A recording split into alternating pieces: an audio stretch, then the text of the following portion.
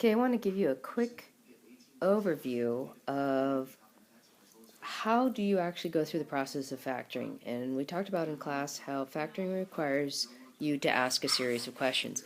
And based on your answer to each question will lead you to either an action, such as factoring, or it'll lead you to perhaps asking another question, or it will take you to a point of completion. So, number one question that you need to ask, and probably one of the most forgotten questions to ask, is there a GCMF? And to almost every single question that you ask, there's two answers, yes or no. Okay? So if there is a GCMF, then you're going to factor it out.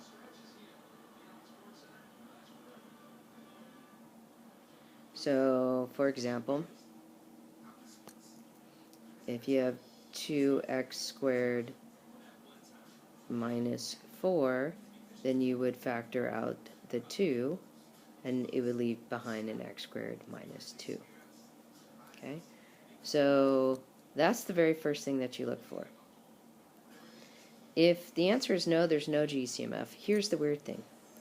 Regardless if the answer was yes, there was a GCMF and you factored it out, or no, there was no GCMF, the very next question is the same for both of them. And that next question is, how many terms?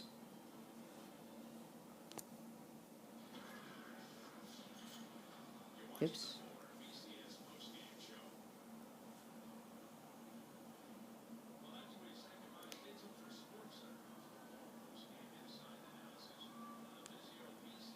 And when I say how many terms left, I'm talking about how many are left in the parentheses.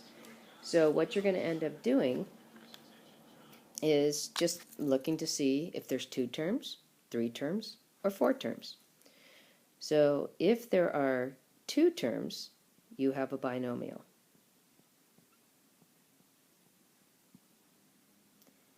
And if you have a binomial, then the question you need to ask is it the difference of squares?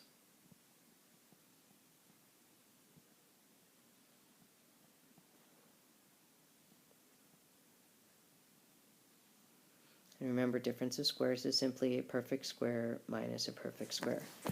So 2 possible answers.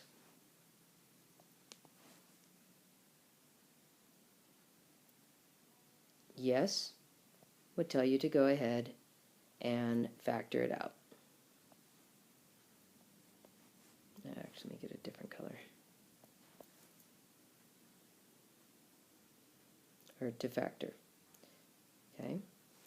And if the answer is no, then you have a sum of squares, or there's no squares, or whatever, then you are done. You are finished.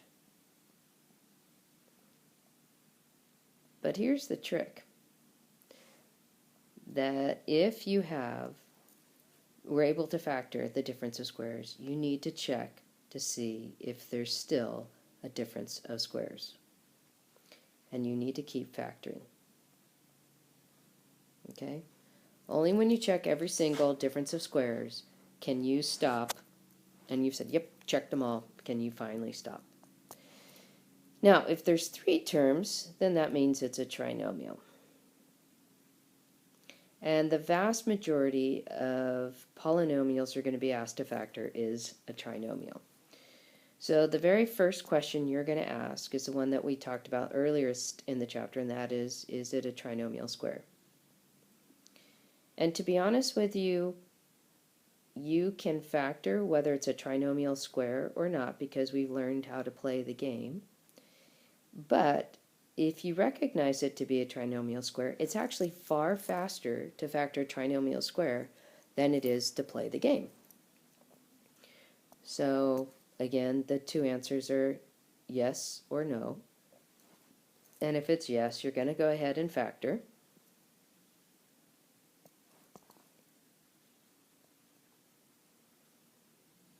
And that's where you're going to end up with one binomial that shows up twice. If the answer is no, then you're going to play the product sum game.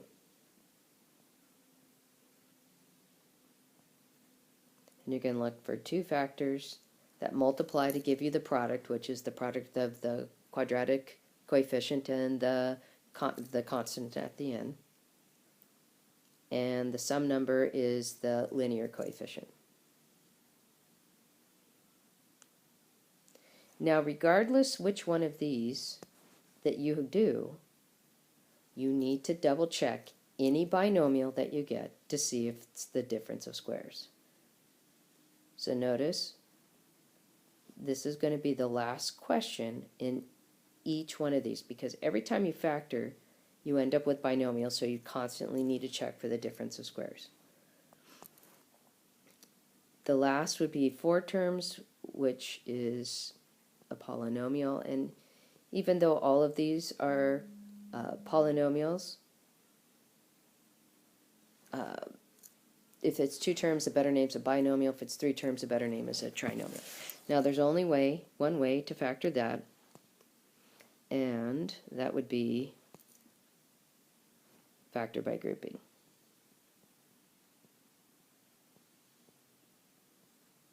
Now, I'll be honest with you, sometimes it won't work.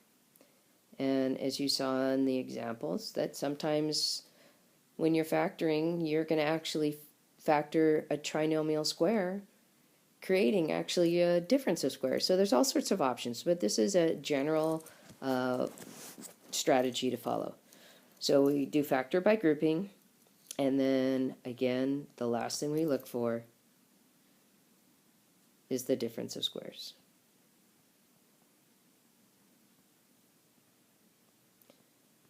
So 2 areas that people have an issue with is number 1, looking for a GCMF, and number 2, did they check all the binomials to make sure there's not a leftover difference of squares? Okay? All right, I hope this helps you with your studies.